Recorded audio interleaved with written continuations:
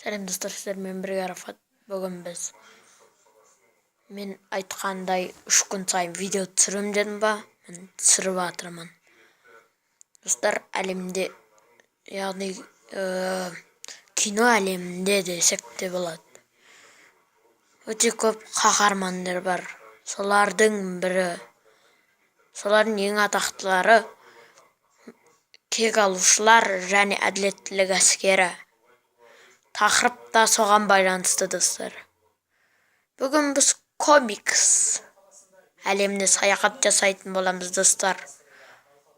Нақты айтсақ, Бэтменнің комиксіне саяхат жасаймыз. Тағы да бір комикс болады достар бізде әлі. Оның әлше құпия қандай комикс болатыны достар. Әлі біз әртүрлі видеолар түсіретін боламыз. Достар, каналдан алыстамаңыздар. Сіздермен бірге Арафат. Бүгін біз Бэтменнің комиксіне сапар шегіп, оның Джокерге қарсы соғысын тыңдаймыз, көреміз яғни. Бэтмен осы видеоны ұзақ болмаса да бір түсінікті қылып сіздерге жеткізім келеді достар. Сондықтан да мені кішкене түсініңіздер. Өткен жолғы видео ұзақ болмаған анық, бірақ сіздерге түсінікті түрде жеткіздім деп ойлаймын достар. Комикс Альфред пен Бэтменнің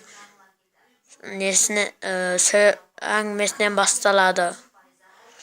Бүгінгі видеоның кейіпкерлері Альфред, Бэтмен, әділеттілік әскері және Альфредтің қызы. Иә достар, Альфредтің қызы болады. Ал бастайық көп созбай. Альфред пен Бэтмен қалаға терезеден қарап тұрғанда Альфредтің қызы бірдеңені байқап қалады. Сөйтіп, мына бізге қарай ұшып келе жатыр ғой бір нәрсе дейді. Сөйтіп, Бэтменді ғажайып әйел алып кетеді. Сөйтіп, оны жерге бетімен құлатып айтады. Диана, саған не болды деп айтады Бэтмен сол кезде. Сол кезде Диана, Бэтмен, бәрі оңай. Біз әділеттілік әскерінің жаңа жоспары құрылды. Ол жоспар сені өлтіру дейді. Сөйтіп айтады Альфредке Бэтмен. План Б деп айтады. Сөйтіп Альфред айтады. Бірақ сіз сауытқа қалай жетесіз дейді. Достар, Бэтменнің жаңа сауыты болады достар, әлі алда көресіздер. Бүгін мен енді оны көрсете алам, біраз уақыттан кейін болады. Сөйтіп Бэтмен айтады. Оны шешем бол, сауытты жібер дейді. Сөйтіп Бэтмен сауытты киіп алып, Диананы біріреді. Диана ұшып түседі. Сөйтіп Бэтмен айтады. Диана, саған не болған? Бұның бәрін кім істеп жатыр дейді. Сол кезде Диана, мүмкін ешкім емес шығар. Тек біз сені жек көретін шығармыз дейді. Сені ешқандай сауыт құтқарамайды деп айтады. Сөйтіп қолын кеседі Бэтменнің. Сөйтіп қанжарын тура кеудесіне қадайды. Диана, не үшін дейді. Бэтмен, тыныш, әшейін ғана жат деп айтады. Сөйтіп Бэтмен өтірік өліп қалады. Е? Сөйтіп Бэтмен шығып тағы да. База, біреу тағы да көзге түсті ма дейді. Әлше ешкім емес дейді Альфред. Сол кезде Бэтмен анандай қалайтын болады. Анандай жарғанат бейнесінде бір бомбалар болатын еді ғой. Сондайлар Дианаға қалай лақтырып жібереді. Сөйтіп Диана шиіп бар. Пах ет соқсат. Сөйтіп бір жақтан жолдап келе жатқан біреуді көреді. ол флеш болады. Сөйтіп айтады флешке: флеш, сені тоқтату оп-оңай, себебі мен сауытымның процессоры барлық жылдамдықты анықтай алады, және уақытында сенің жылдамдығыңды анықтап саған қарсы тұра аламын дейді. Сөйтіп оған да жаңағыдай бомба лақтырады.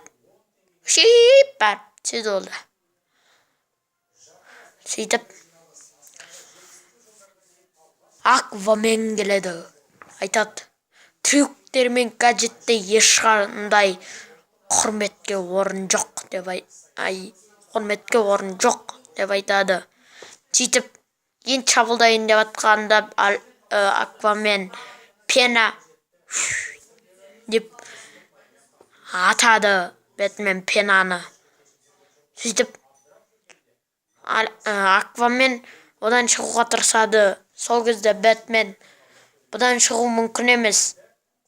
Бұдан шығуға қанша рет тырыссаң, сонша рет қысыла бастайсың деп айтады.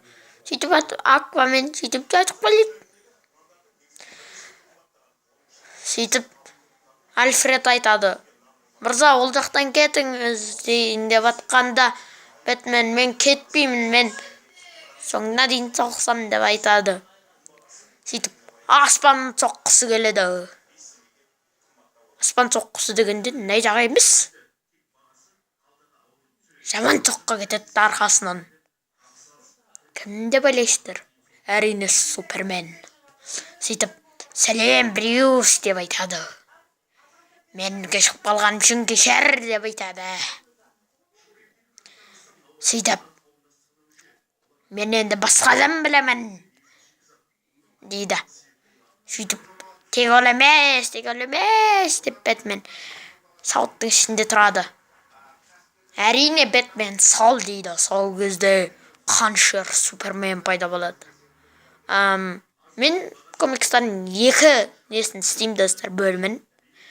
Бірінде осындай ақпараттарды айтсам, бірінде жаңағыдай суреттерін, сондайларын көрсетемін, оқиғалардың қалай орын алғанын. Ал сөйтіп қаншыр Супермен Бэтменнің сауытынан бетеп ұстап алып: ал қане, жоғарыға және ұштайық деп ұшып кетеді. Сөйтіп: Бэтмен, сен қайдасың, тығылыспақ ойнамасай деп айтады.